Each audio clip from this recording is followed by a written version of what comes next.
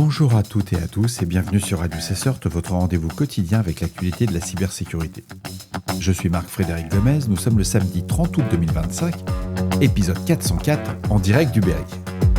Bon allez, je sais le jeu de mots 404, on y a tous pensé.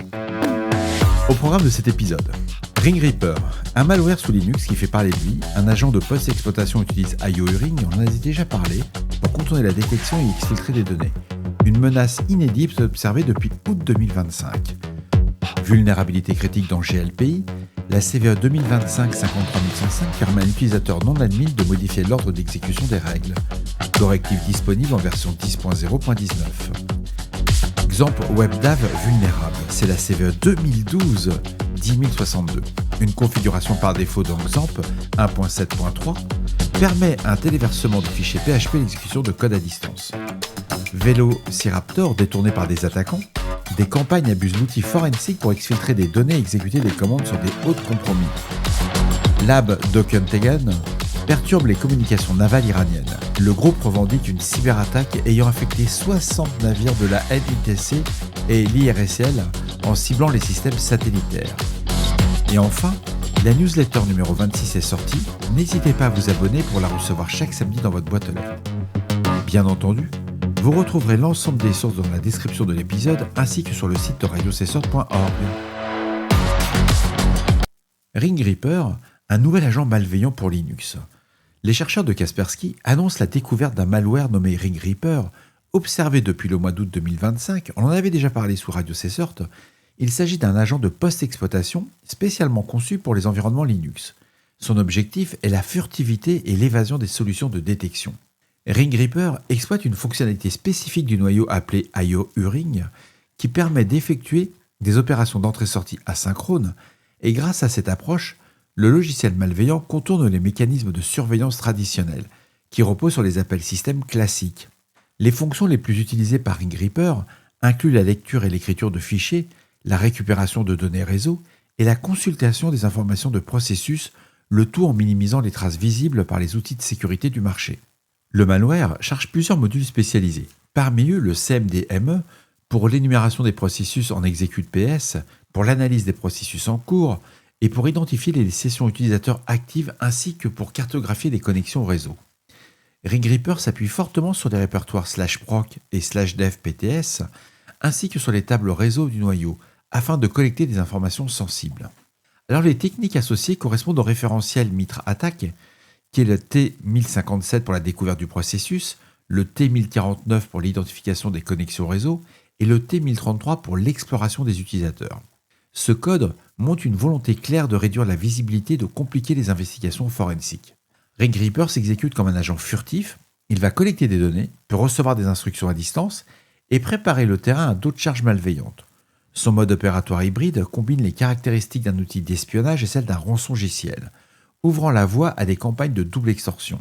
Fin août, plusieurs environnements Linux exposés sur Internet ont été compromis par ce nouvel outil.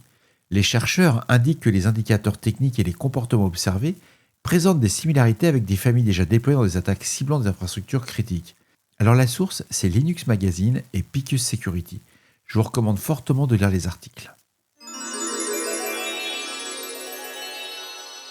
Le 28 août 2025, le CERT-FR a publié l'avis CERT-FR 2025 AVI 735 qui concerne une vulnérabilité dans GLPI, l'outil open source de gestion de parc informatique et de helpdesk. Cette faille est référencée sous la CVE 2025-53105. Elle affecte toutes les versions antérieures à la 10.0.19 et elle permet à un utilisateur connecté mais ne disposant pas des droits d'administration de modifier l'ordre d'exécution des règles de traitement. Et cette exploitation conduit à un contournement de la politique de sécurité et à un impact élevé sur la confidentialité, l'intégrité et la disponibilité du système. Le score CVSS dans l'échelle 3.1 a été attribué à 7.5, soit une sévérité élevée. La faille a été signalée par... Alors là, je vous avoue, le jeu de mots était très dur. Alors c'est CC Honard D96. Non, en un mot, c'est C Connard 96. Incroyable. Le mec, il a un nom... Je sais pas, j'espère que c'est pas son nom de famille parce qu'il a dû manger quand il était petit, quoi. Donc, monsieur CCONARD 96 a signalé la vulnérabilité. L'éditeur a corrigé la vulnérabilité dans la version GLPI 10.0.19, publiée le 27 août 2025. Dans On ne réfléchit pas, on patch. Le CERT-FR recommande explicitement de mettre à jour sans délai les instances concernées. Le document de gestion indique que l'avis a été publié et clôturé le même jour, confirmant qu'un correctif officiel est disponible.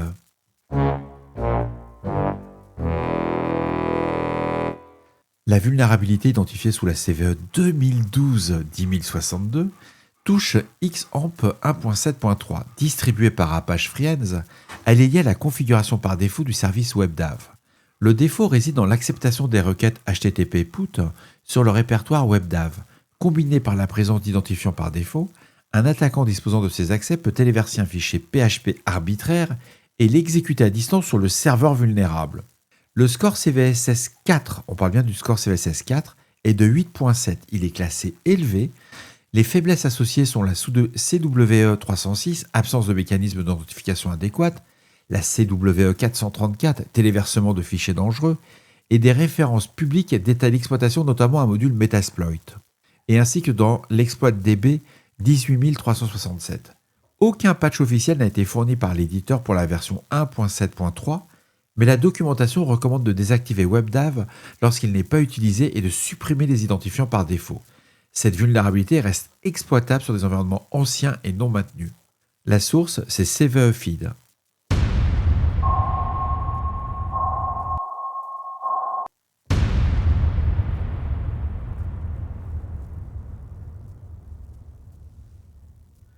Alors c'est un article qui m'a particulièrement intéressé. C'est The Hacker News qui a sorti aujourd'hui le 30 août un rapport de la Sophos Counter Threat Units qui concerne l'abus de l'outil open source Velociraptor, conçu à l'origine pour la réponse à incidents et la collecte forensique. Velociraptor est désormais détourné à des fins offensives. Les attaquants ont utilisé MSI exec sous Windows pour télécharger un installeur malveillant depuis une infrastructure Cloudflare Worker et une fois installé, Velociraptor a été configuré pour contacter un serveur de commande à l'adresse velo.codebc.tgg.worker.dev.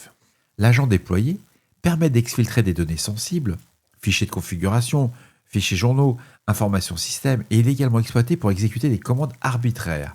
Et dans cette campagne, Velociraptor a servi de relais pour télécharger Visual Studio Code, lancé avec l'option tunnel, afin d'établir un canal de communication persistant, et des charges additionnelles comme un fichier sc.msi ont ensuite été déployées depuis la même infrastructure.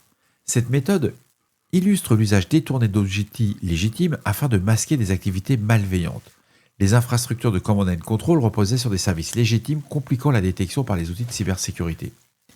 Alors les sources, c'est Sophos CTU et The Hacker News, et j'en ai profité, j'ai fait un article sur mon blog qui est un peu plus long, mais qui permet de bien comprendre cette nouvelle mécanique et surtout l'utilisation d'outils de forensique dans le cadre de la cybercriminalité.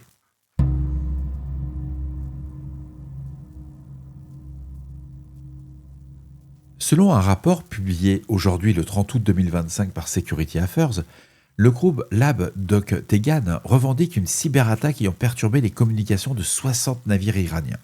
Les compagnies concernées sont la National Iranian Oil Tanker Company et la société maritime IRISL. L'attaque aurait compromis les infrastructures du prestataire satellitaire Fanava. Le système de communication Falcon a été désactivé, empêchant les navires de maintenir le contact normal avec les centres de commandement. Les opérateurs de Lab Doc Tegan affirment avoir eu accès en mode route à des terminaux Linux équipés du logiciel eDirect version 2.6.35. Ils décrivent une persistance maintenue depuis environ 5 mois avant la mise hors service des systèmes en août. Ces opérations destructives ont été menées effacement de 6 partitions, suppression des journaux et réinitialisation des fichiers de configuration. L'incident s'inscrit dans la continuité d'une opération précédente attribuée au même groupe en mars 2025 qui avait affecté 116 navires. Les documents publiés en ligne montrent également la compromission de mots de passe en clair utilisés dans ces infrastructures. Et voilà, cet épisode de Radio Cesseur du samedi 30 août 2025 touche à sa fin. Il est 23h40. J'espère qu'il vous apportera des informations claires et utiles. D'ici là, restez vigilants, surveillez vos systèmes et surtout, on ne réfléchit pas, on patch. On se retrouve demain pour un nouvel épisode. Prenez soin de vous. Je vous embrasse très fort.